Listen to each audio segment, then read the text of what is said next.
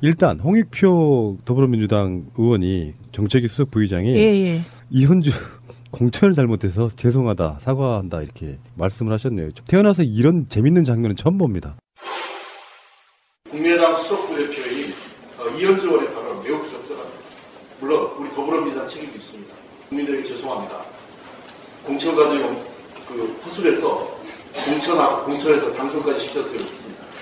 이런 반교육적, 반노동적, 반여성적 발언을 한 수석 부대표에 대해서는 국민의당에서 반드시 조치가 있어야 된다고 생각합니다. 국민의당의 당론이 그러한 제보를 듣겠습니다. 근데 이게 맞는 얘기죠. 2012년에 4월에 저희가 공천한 거 맞고요.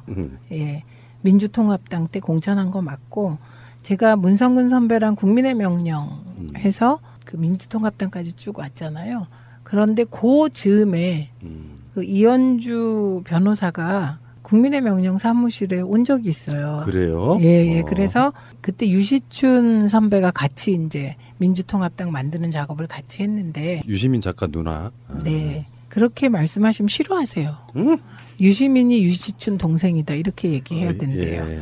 저도 여자 유시민이라는 말 안 좋아해요. 아, 그렇구나. 네. 언젠가는 유시민에게 남자 채민이라고 할 날이 오지 않을까요? 좀 남자 채민이가 예능 프로에서 날아다니시더라고. 예, 그래서 온 적이 있어요. 근데 그때 이제 공천 받을 수 있을까 해서 이제 문을 두드렸던 거고요. 그러니까 그만큼 그 권력 의지가 강했다는 거죠. 성향 자체는 뭐 민주 진보적인 사람은 아니었던 것 같아요. 지금 아닌 게 아니고 오히려 지금 얘기하는 거 보면 반노동, 반시민, 예, 반민주 뭐 이런 거라 전혀 민주통합당 뭐 저희 성향은 아니죠. 그리고 반문의 기수시잖아요. 그러니까 권력을 잡는 거라면 어떤 변신도 가능한 사람. 저는 그렇게 봤거든요. 최근에. 그렇기도 하고 SNS를 통해서 이런 얘기도 있잖아요. 지금은 이현주 의원이 반문의 기수라 뜨는데 그래서 요즘 이현주 의원하고 박모 의원하고 누가 더 텔레비에 많이 나오냐. 그러니까 박모 의원도 친문 패권 욕하고 막 이럴 때는 방송 탔는데 요새는 무엇 때문인지 반문을 안 하니까 텔레비 못 나오시는 거 아니냐 이런 얘기 막 하세요. 그리고 이현주 이분이 뜨는 건 보면 주로 문재인 정부를 포퓰리즘 독재라고 하고 이런 거 언론이 받는 거잖아요. 제가 한번 얘기 안 했던가요? 저한테 19대 때 기자가 찾아와가지고 그 문재인 대표 시절이었어요. 그때 문재인 대표 한 번만 비판해달라고. 왜? 그때 막 흔들릴 때 한 번만 비판해 주시면 이거 대서특필 할 수 있다. 제가 하면, 최민희가 하면. 어떤 계열인지 몰랐나 보네요. 아니요. 알고? 언론에 나오고 싶으면 그렇게 하라는 취지죠. 이 또라이예요, 뭐예요? 저는 이런 걸 여러 장면 겪었어요. 여러분이 제가 이제 여기서 이렇게 제가 표현하긴 그렇지만 올곧게 한 길로 친노 친문의 길로 오는 게 그냥 있는 거 아니고요. 그래서 저보고 문재인 대표 한 번만 비판하면 일면 탑이다 이런 기자도 있었고요. 그때 언론 흐름이 그랬다는 거네. 그렇죠. 그러니까 문재인 대표 욕하면 일면 탑 방송 쫙 이렇게 되는 거예요. 미친놈들이네요. 아니, 그리고 저한테 그랬어요. 그럴 정도로 정치인은 언론에 나가고 싶어 한다고 생각하죠. 그랬고요. 그 다음에 2003년에는 제가 민원연 사무총장 시절일 때 동아일보 기자가 민원연 사무실에 죽을 치고 앉아 있었어요. 왜요? 정현주 KBS 사장 욕하는 칼럼 하나 써달라고. 미쳤구나. 그러면 이제 그게 일종의 딜이 되면서 언론에 나갈 수 있는 길이 되는데 저는 뭐 그런 웃기는 얼토당토하는 유혹들이 많이 있었죠. 그런 분위기라는 거예요. 그러니까 그게 이 친노 친문을 그렇게 보수 언론이나 기득권이 싫어하는 건 이유가 딱 하나죠. 우리가 믿고 가는 건 깨어있는 시민의 조직된 힘입니다. 네, 어떤 순간에도 기준이 그겁니다. 약 한 2, 3분 동안 그 사람 이름을 한 번도 안 꺼냈는데 제대로 디스가 되는 정말 훌륭한 역사적으로 남을 멘트 하신 거예요. 들으니까 이현주 이렇게 되는 거네. 재밌네.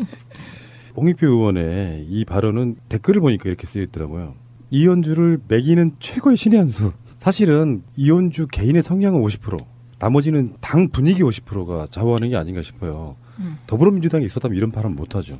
제가 팟캐스트 때 이현주 저격수로서 이현주 이 사람은 전 제명시켜도 무방할 정도의 어마어마한 죄를 저질렀다고 봐요. 그럼요. 이거는 있을 수 없는 발언이잖아요. 예, 어떤 이분의 그 얘기 중에 디스 당한 그룹이 어딘가 한번 보세요. 조리사분들, 영양사분들. 그다음에 간호조무사분들, 심지어 동네 아줌마들, 저 최민희, 남양주 아줌마, 제가 그래서 페북에 아줌마들이 아줌마들 단결로 국회를 바꾸자 이런 페북을 올렸다니까요. 아줌마 화났다 이런. 그럼 아줌마는 절반이잖아요. 지금 무슨 일을 지금 저지른 건지 본인이 모르는 것 그런 것 같아요. 지금. 그래서 쉴드가 이제 뭐 죄송하긴 하긴 했는데 쉴드가 사적 대화를 몰래 녹으면서 기사화하는 건 유감이다 하는데요. 정치인한테 사적 대화가 어디 있습니까? 없어요. 그리고요 기자하고 통화한 거잖아요. 그러니까 언론에 날라고. 기자가 해당 정치인에게 이러이러한 현안에 대해서 어떻게 생각하십니까라고 묻는 건 녹취가 나가지 않더라도 이현주는 언론에 대고 한 이야기랑 다를 게 하나도 없는 상태거든요. 이건 그쵸? 쉴드라고 할 수가 없는 거예요. 네, 그러니까 정치인은 이런 말이 있습니다. 부고 자기 죽었다만 아니면 어떻게든 방송을 타야 된다. 그래서 결국은 선거에 나가면 인지도 싸움이다 이런 얘기가 있어요. 그러니까 지금 이 이현주 의원이 이렇게 막 언론에서 욕 먹잖아요. 주로 90%가 욕이지만 나중에 욕은 다 없어지고 이현주라는 이름만 기억된다는 거예요. 근데 이제 이거는 깨어있는 시민들이 조직되어 있지 않을 때 얘기긴 해요. 예, 저는 그 깨어있는 시민들이 조직되길 바랍니다. 그 광명에서. 예. 그런데 그거를 정확하게 이용해서 뜬 분들이 많이 계세요. 머릿속에 지금 떠올려 보세요. 맞습니다. 예, 노무현 대통령 시절 참여정부에 노무현 대통령 흔들어서 뜬 분들 머릿속에 한번 그려보세요. 그리고 문재인 우리 대통령께서 정치에 입문한 이후 지난 5년 동안 문재인 흔들기로 뜬 분들 또 때로 문재인 흔들다가 친문으로 돌아서서 뜨는 분들 한번 쭉 머릿속에 그려보세요. 그래서 이게 정치인과 언론의 관계는 정말 숙명적인 관계이거든요. 그러니까 말씀하셨듯이 기자들은 무조건 녹음한대요. 당연하죠. 네, 무조건 녹음이에요. 그거를 네. 정치인들 다 알아요. 심지어 저도 모든 통화 녹음돼요. 저랑 통화하면. 어머, 몰랐네. 근데 써먹은 적은 한 번도 없지. 네, 당연히 언론 전문가시니까 이따가 이제 네, 그런 얘기가 나오겠지만 언론의 속성이 사실은 정치를 굉장히 나쁘게 만들어버리는 특성도 갖고 있잖아요. 자극적이고 주목받는 것들이 경쟁을 하다 보니까 언론은 사실 그런 사명감도 있어야 되잖아요. 역사적으로 뭔가 바람직한 방향으로 끌고 가려고 하는 사명이 있어야 되는데 너무 말초적인 방향으로만 가다 보니까 자극적이고 센 발언 하는 정치인들을 키워주고 그 사람들이 그걸로 인지도가 생기고 그러면서 반대파 쪽에서는 소영웅 씨 대접받는 그런 분위기도 좀 즐기는 것 같고 그렇다 보니까 개판돼버리는 거라고 생각이 들거든요. 정말로 바람직하게 뭔가를 열심히 활동하는 묵묵히 활동하는 우리 미니미니 의원님 같은 경우는 언론에 안 나는 거예요. 그래서 저 19대 때 언론에 가장 많이 난 비례인데요. 이제 예를 들자면 근데 이제 이거를 얼마나 일을 많이 했으면 저를 안 다뤄주고 싶었는데 그러겠어요. 이번에요. 우리 그 지역에서 어떤 분이 통신비 인하와 관련하여 사진을 분석했더니 언론들이 의도적으로 제가 나오는 사진은 저를 잘랐다는군요. 그러면서 진짜 그 지역 위원장님은 언론 기피 인물이신가 봐요. 그래요. 그래서 내가 네 그랬죠. 네. 기존의 언론과 등지고 정치하기는 좀 사실상 힘든 부분이 있죠. 그래도 푸나님이 계시잖아요. 그럼요. 사실 웬만한 뭐 매체들보다 저희들이 훨씬 듣는 독자 수가 훨씬 많거든요. 그럼요. 네. 그러니까 이제 최민희의 존재감은 이렇게 이제 우리 아이들이 지켜주는 그 존재감으로 이렇게 가고 있는데 말이 좀 이상하긴 하는데 이현주 의원이 지금 일종의 전 노이즈 마케팅이라고 봐요. 원했건 원하지 않았건 그러면서 계속 존재감 과시하고 있고 뭐 일설에는 이제 국민의당 당대표 선거에 나가려고 저런다 뭐 등등의 여러 가지 이야기가 있고 그런 과정 속에 국민의당은 정말 국민으로부터 점점 멀어지고 있고 네. 그래서 제가 뭐 레벨은 좀 안 맞습니다만 제가 하나 가져온 게 이제 강현재 씨라고 아시죠? 제가 그분을 어떻게 모르겠어요. 지난 대선 때 저하고 정말 진검승부? 어쨌든. 현역도 안 해본 사람이 뭐 그렇게 레벨을 같이 그런 식으로 맞췄대요. 종편에서. 아니 그거는 할 수 없죠. 뭐 그쪽 캠프의 대변인 맡고 막 이러니까. 근데 강현재 씨가 지금 국민의당을 탈당하면서 왜냐하면 악행이 되게 뛰어난 인물이고 악행이 유명한 사람이었기 때문에 그 사람이 그 당에서 뛰어내렸어요. 뭐 가끔씩 그런 표현하죠. 난파선에서 이렇게 탈출한다고. 강현재가 가장 먼저 탈당을 해버려요. 그래놓고 이제 비호는 이런 거야. 국민의당에 새 정치가 없더라. 탈출 이렇게 되는 상황이거든요. 이게 되게 슬프고 우퍼요. 재밌기도 하고 웃기기도 하고. 지금 이현주, 강현재 두 전직 여성 변호사 정치인들이 국민의당의 현 주소를 적나라하게 보여주고 있는 거죠. 막말 정치. 그리고 새 정치를 얘기하면서 구태 정치, 흔들기 정치. 그거에 앞장섰던 분들이죠. 그런데 더 웃기는 거는 강현재 전 부대변인이 탈당하면서 한 탈당의 변이 되게 웃겨요. 국민의당이 제3의 중도의 길을 가는 정당도 아니고 전국 정당도 아니고 안철수의 새 정치도 없다고 판단했대요. 이제 알았냐? 그러니까요. 그러니까 이분은 성향상 저는 이현주 의원하고 이 강현재 씨는요. 성향상 사실은 보수의 오른쪽 끝에 가까워요. 얘기하는 게. 자유한국당으로 가셔야죠, 사실은. 자유한국당보다 조원진 또 창당했대요. 네, 그 창당한 당 이름도 기억 안 나는데 새누리당에서 또 이렇게 제명당했어요. 그래서 출당당해가지고 또 당 만들고 그럴 때 이 양반 드디어 이제 전임면의 길로 들어섰어요. 거기에 정미홍, 그러니까. 변희재와 같이 하죠. 근데 그런 정도와 같지 않나요? 인식 수준이. 이야기 좀 잠깐만 놔볼게요. 네. 구성에서. 그러니까 정치판에서 부류는 여러 가지가 있다고 생각이 네. 드는데 사실 상당히 공감하실 거예요. 민주 진보 세력에서 학생운동도 좀 했거나 그런 비슷한 결로 이렇게 살아오다가 인재풀이 없다 보니까 이제 김대중 대통령이나 이런 정당들에서 많이 수혈을 하잖아요. 근데 정권을 잡으려고 또는 잡고 보니까 또 집권해서 필요한 마인드가 있어서 또 이렇게 수혈하시는 분들이 있잖아요. 특히 이제 네. 당시에 뭐 장관을 지냈거나 예, 하시는 테크노크라트. 분들. 예. 그렇게 들어왔는데 어느 날 이제 민주 진보 세력이 어떤 정통성은 지키고 쭉 가고 있다가 그 사이에 이제 그 사회 명망의 엘리트들을 수혈하는 과정도 있고 근데 문제는 이제 분당되기 시작하면은 저희 동네를 보면 그래요. 국민의당이 생기는 과정. 같은 당에 있던 사람들이 출마하려고 예비후보로 등록한 사람이 한 10명 돼.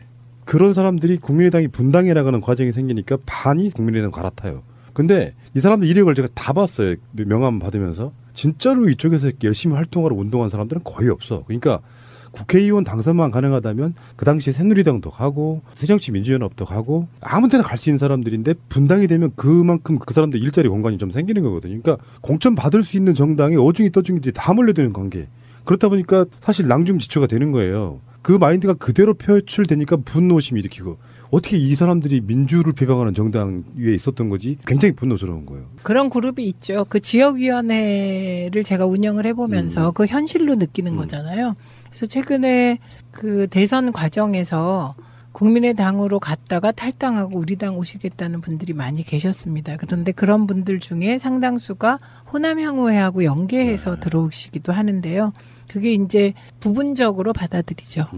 당에서는 이 입당 심사라는 게 있습니다. 그리고 그 지역위원장이 동의하지 않으면 입당이 절대로 안 돼요. 그래서 그런 심사 과정을 거치고는 있죠. 그런데 그런 그룹이 있죠. 지금도 벌써 난파선에서 지금 강 변호사 뛰어내렸잖아요. 그런데 지역에서도 더 탈당 러시가 일어나고 있다는 얘기인데 우리 정서는 좀 아니죠. 믿고 가는 건 깨어있는 시민의 조직된 힘입니다. 네, 어떤 순간에도 기준이 그겁니다. 약 한 2, 3분 동안 그 사람 이름을 한 번도 안 꺼냈는데 제대로 디스가 되는 정말 훌륭한 역사적으로 남을 멘트 하신 거예요. 들으니까 이현주 이렇게 되는 거네. 재밌네. 홍익표 의원의 이 발언은 댓글을 보니까 이렇게 쓰여 있더라고요. 이현주를 매기는 최고의 신의 한 수. 사실은 이현주 개인의 성향은 50%, 나머지는 당 분위기 50%가 좌우하는 게 아닌가 싶어요. 더불어민주당이 있었다면 이런 발언 못하죠. 제가 팟캐스트 때 이현주 저격수로서 이현주 이 사람은 전 제명시켜도 무방할 정도의 어마어마한 죄를 저질렀다고 봐요. 그럼요. 이거는 있을 수 없는 발언이잖아요. 예, 어떤 이분의 그 얘기 중에 디스당한 그룹이 어딘가 한번 보세요. 조리사분들, 영양사분들, 그다음에 간호조무사분들, 심지어 동네 아줌마들, 최민희, 남양주 아줌마, 제가 그래서 페북에 아줌마들이 아줌마들 단결로 국회를 바꾸자. 일단 홍익표 더불어민주당 의원이 정책위 수석 부의장이 예. 이현주 공천을 잘못해서 죄송하다, 사과한다 이렇게 말씀을 하셨네요. 태어나서 이런 재밌는 장면은 처음 봅니다. 국민의당 수석 부대표인 이현주 의원의 발언은 매우 부적절합니다. 물론 우리 더불어민주당 책임도 있습니다. 국민들에게 죄송합니다. 공천 과정 허술해서 공천에서 당선까지 시켜서 있습니다. 이런 반교육적, 반노동적, 반여성적 발언을 한 수석 부대표에 대해서는 국민의당에서 반드시 조치가 있어야 된다고 생각합니다. 국민의당의 당론이 그러한 제보를 있겠습니다. 근데 이게 맞는 얘기죠. 2012년에 네. 4월에 저희가 공천한 거 맞고요. 예, 민주통합당 때 공천한 거 맞고 제가 문성근 선배랑 국민의 명령 해서 그 민주통합당까지 쭉 왔잖아요. 그런데 그 즈음에 그 이현주 변호사가 국민의 명령 사무실에 온 적이 있었지만 올곧게 한 길로 친노 친문의 길로 오는 게 그냥 있는 거 아니고요. 그래서 저보고 문재인 대표 한 번만 비판하면 네. 일면 탑이다 이런 기자도 있었고요. 그때 언론 흐름이 그랬다는 거네. 그렇죠. 그러니까 문재인 대표 욕하면 음. 일면 탑 방송 쫙 이렇게 되는 거예요. 미친놈들이네요. 아니 그래서 저한테 그랬어요. 그럴 정도로 정치인은 언론에 나가고 싶어 한다고 생각하죠. 아, 그랬고요. 그다음에 2003년에는 제가 민원연 사무총장 시절일 때 동아일보 기자가 민원연 사무실에 죽을 치고 앉아 있었어요. 왜요? 정현주 KBS 사장 욕하는 칼럼 하나 써달라고. 미쳤구나. 그러면 이제 그게 일종의 딜이 되면서 언론에 나갈 수 있는 길이 되는데 저는 뭐 그런 웃기는 얼토당토하는 유혹들이 많이 있었죠. 그런 분위기라는 거예요. 그러니까 예. 그게 이 친노 친문을 그렇게 보수 언론이나 기득권이 싫어하는 건 이유가 딱 하나죠. 우리가 믿어요. 그래요? 예. 그래서 그때 유시춘 선배가 같이 이제 민주통합당 만드는 작업을 같이 했는데 유시민 작가 누나. 네. 그렇게 말씀하시면 싫어하세요. 응? 유시민이 유시춘 동생이다 이렇게 얘기해야 어, 된대요. 예. 저도 여자 유시민이라는 말 안 좋아해요. 아 그렇구나. 네. 언젠가는 유시민에게 남자 채민이라고 할 날이 오지 않을까요? 좀 남자 채민이가 예능 프로에서 날아다니시더라고. 예, 그래서 온 적이 있어요. 근데 그때 이제 공천 받을 수 있을까 해서 이제 문을 두드렸던 거고요. 그러니까 그만큼 그 권력 의지가 강했다는 거죠. 성향 자체는 뭐 민주 진보적인 사람은 아니었던 것 같아요. 지금 아닌 게 하는 아니고 거요? 오히려 지금 얘기하는 거 보면 반노동, 반시민, 예, 반민주 뭐 이런 거라 전혀 민주통합당 뭐 저희 성향은 아니죠. 그리고 반문의 기수시잖아요. 그러니까 권력을 잡는 거라면 어떤 변신도 가능한 사람. 저는 그렇게 봤거든요, 최근에. 그렇기도 하고 SNS를 통해서 이런 얘기도 있잖아요. 지금은 이현주 의원이 반문의 기수라 뜨는데 그래서 요즘 이현주 의원하고 박모 의원하고 누가 더 텔레비에 많이 나오냐. 그러니까 박모 의원도 친문 패권 욕하고 막 이럴 때는 방송 탔는데 요새는 무엇 때문인지 반문을 안 하니까 텔레비 못 나오시는 거 아니냐 이런 얘기 막 하세요. 그리고 이현주 이분이 뜨는 건 보면 주로 문재인 정부를 포퓰리즘 독재라고 하고 이런 거 언론이 받는 거잖아요. 제가 한번 얘기 안 했던가요? 저한테 19대 때 기자가 찾아와가지고 그 문재인 대표 시절이었어요. 네. 그때 문재인 대표 한 번만 비판해 달라고. 왜? 그때 막 그러니까요. 흔들릴 때 네. 한 번만 비판해 주시면 이거 대서득필할 수 있다. 제가 하면 최민희가 하면. 어떤 계열인지 몰랐나 보네요. 아니요. 알고. 알고? 언론에 나오고 싶으면 그렇게 하라는 이 취지죠. 또라이예요, 뭐예요? 저는 이런 걸 여러 장면 겪었어요. 여러분이 제가 이제 여기서 이렇게 제가 표현하긴